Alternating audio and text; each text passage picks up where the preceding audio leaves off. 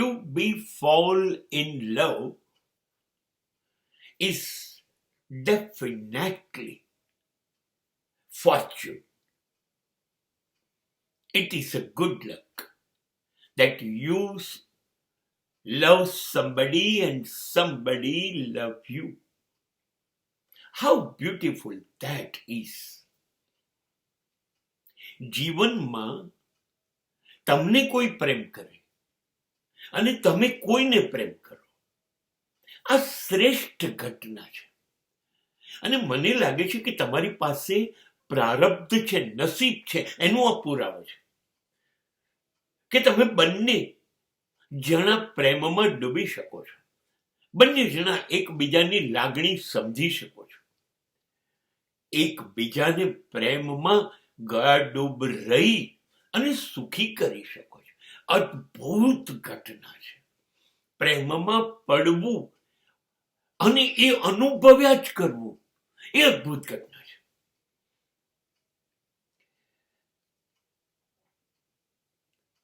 પણ આ જે ઘટના છે ને,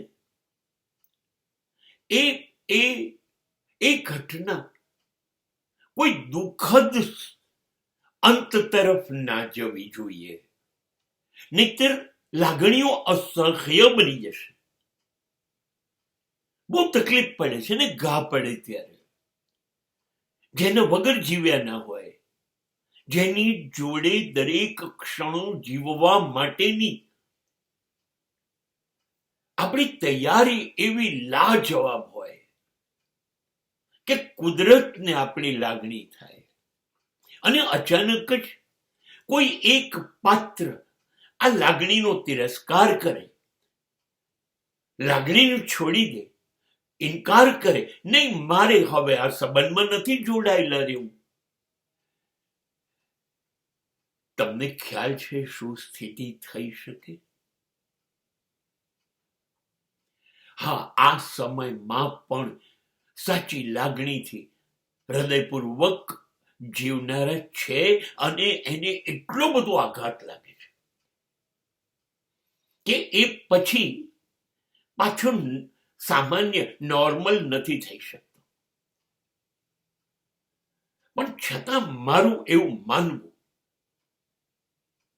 પ્રેમ પ્રારબ્ધ છે એ વાત નિશ્ચિત. પણ જો ના મળતો હોય તો નથી જોઈતો.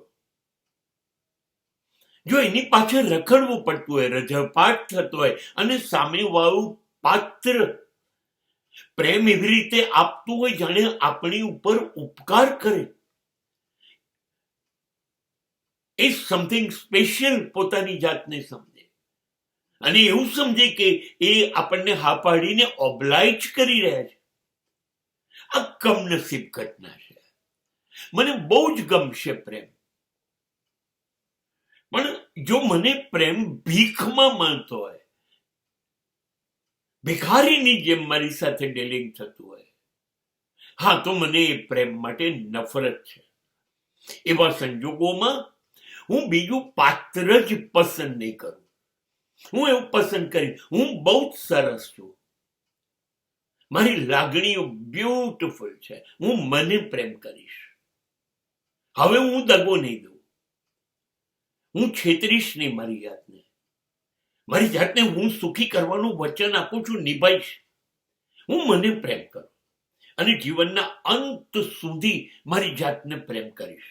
અને મને મારી જાતને પ્રેમ કરવા માટે મારી પાસે પુષ્કળ કારણો છે. હું બહુ જ સરસ છું એ મને ખબર છે, તો હું મારી જાતને પ્રેમ કરીશ.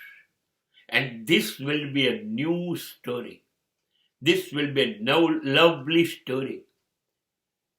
અને આ એવી નોવેલ બનશે અદ્ભુત કે જેમાં રસ અને રસ હશે, જેની અંદર પ્રેમ ભંગ નહીં હોય, પ્રેમ ઉત્સવ હશે. આ મારી પ્રેમની નવી વાર્તા છે.